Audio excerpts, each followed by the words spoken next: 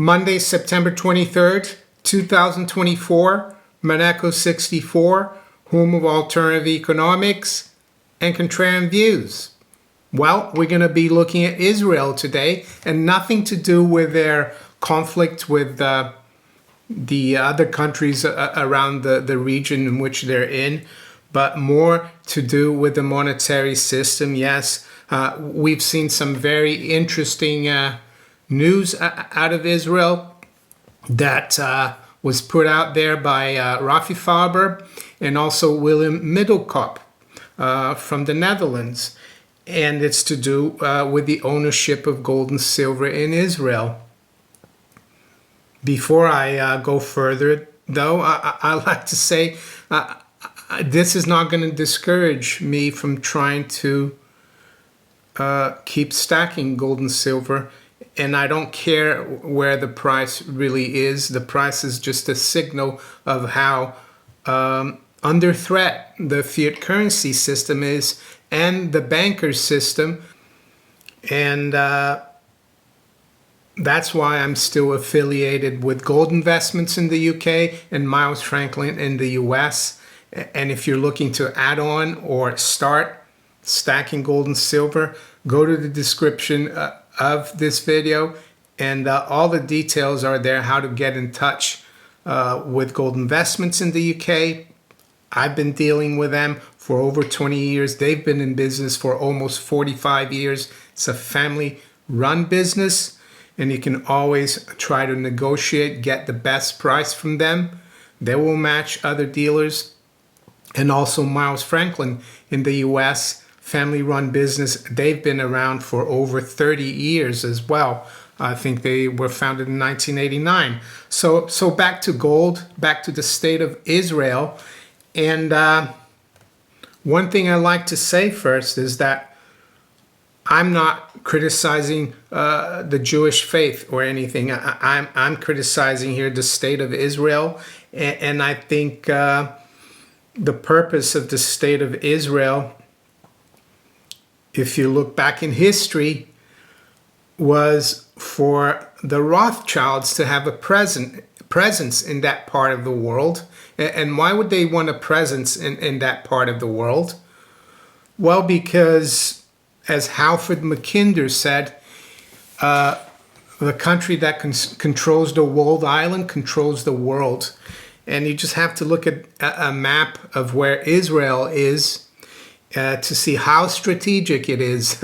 It's right in the middle of the Silk Road, and it's just above the Suez Canal, so it's very strategic. And yes, there are other reasons people might think for having a state of Israel where it is, biblical reasons and religious reasons. But I think for the Rothschilds is all to do with control of the world and the money and the resources. And central banking as well. I recently spoke about this book here.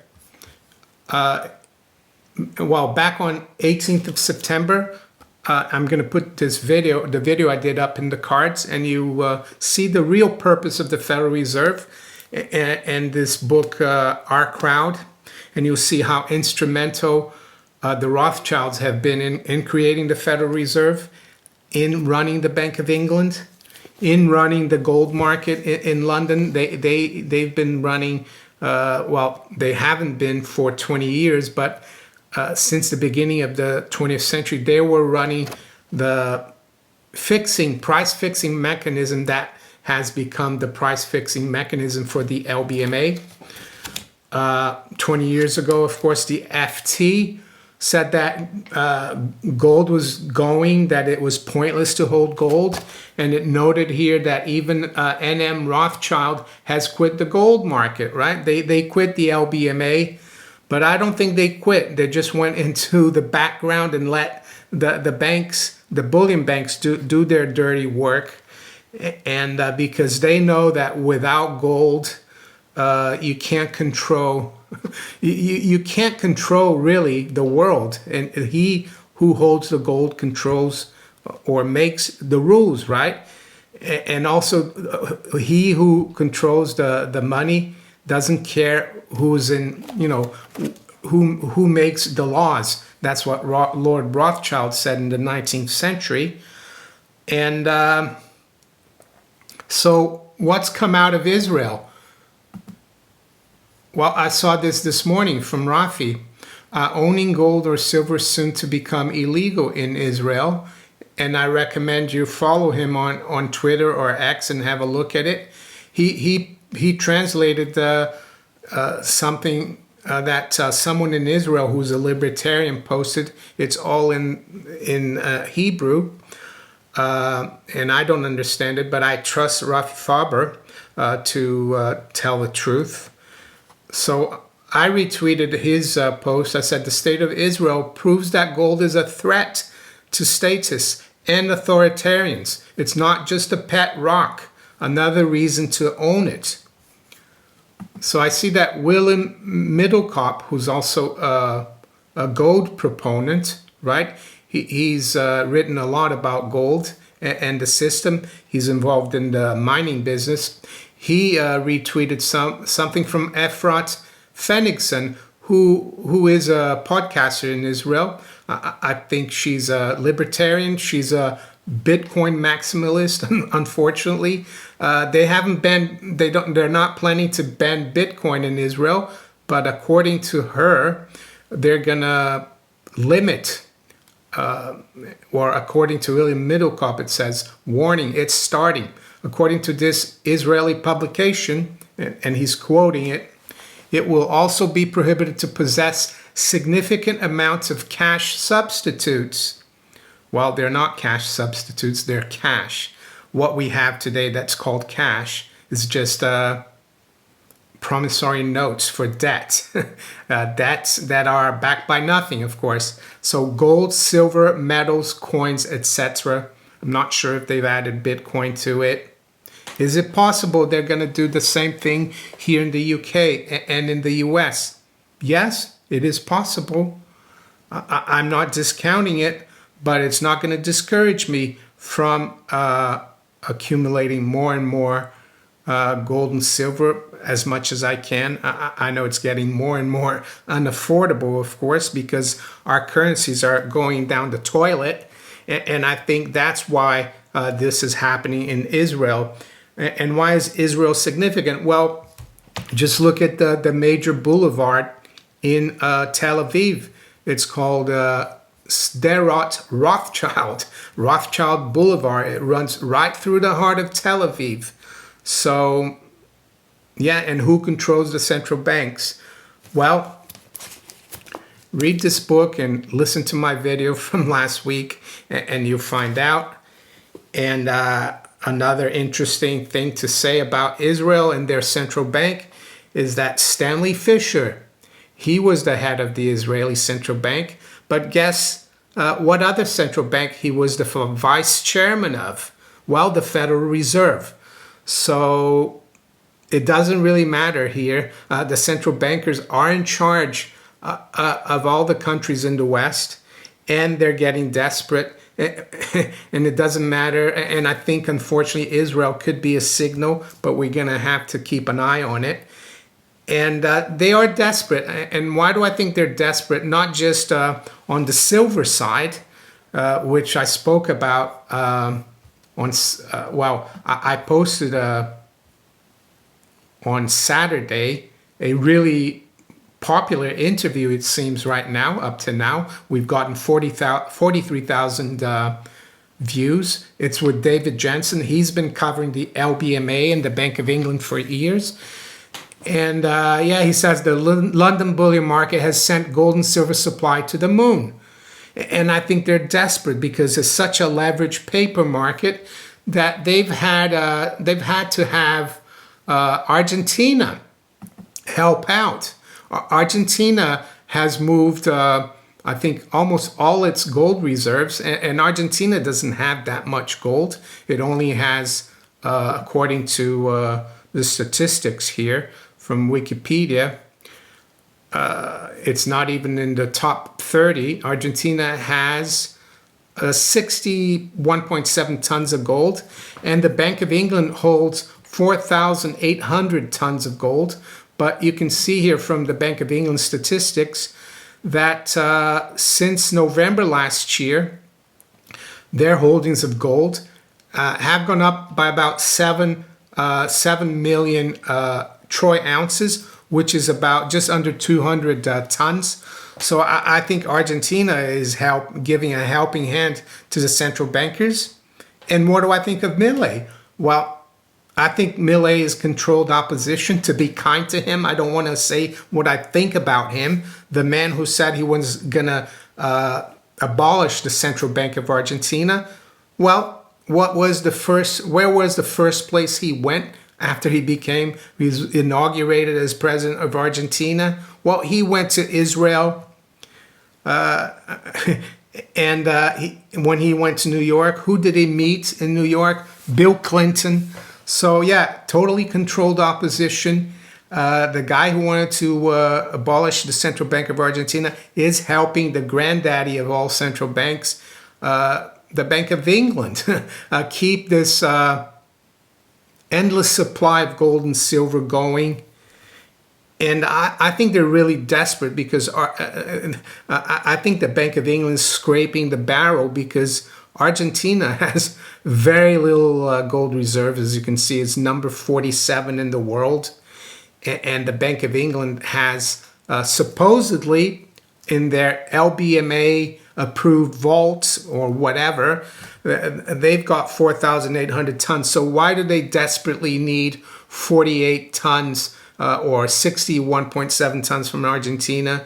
So there you go. Things are getting really interesting. Is it any wonder the dollar keeps making new lows? And so do the other major fiat currencies. And by making new lows, I mean gold going up. So yes, it's heating up. This fight between really dishonest, fraudulent money versus sound, honest money. And who's going to win? I don't know. But my battle here is against the central bankers, the people who control the gold market right now, with a lot of paper, with a lot of nothing.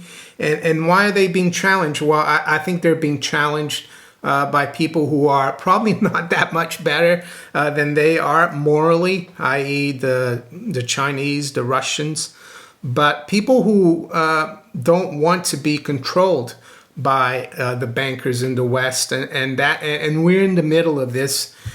And all I can say is, yes, don't be scared, because the only alternative to holding gold and silver, and by being scared I mean financially scared, the only alternative is to hold fiat currency, and we know where fiat currency is going, and I think they're showing loads of desperation, the central bankers in the West and the people who control the money and the gold market, and they're not going to give up this fight very easily. And by that I mean you're going to see a lot of movement in the paper price of gold and silver. That's going to scare a lot of people. like this morning already here in London, you can see the LBMA and the bullion banks are attacking silver. And why? Well, because gold was trading to a new high of 26.31 earlier today. And now, about an hour later at 8:35 a.m. London, gold is back to 26.17. It's down just $5. But silver, for some reason, as David Jensen says, LBMA is conjuring thousands or millions of tons out of thin air. And silver, for no particular reason, is down 60 cents at 30.58. And all I can say to the viewers and people who are proponents of honest, sound money, and it's really important to have honest, sound money. And why? Well, because if you don't have honest and sound money in a society, you can't have an honest and just society. And that's the whole problem. And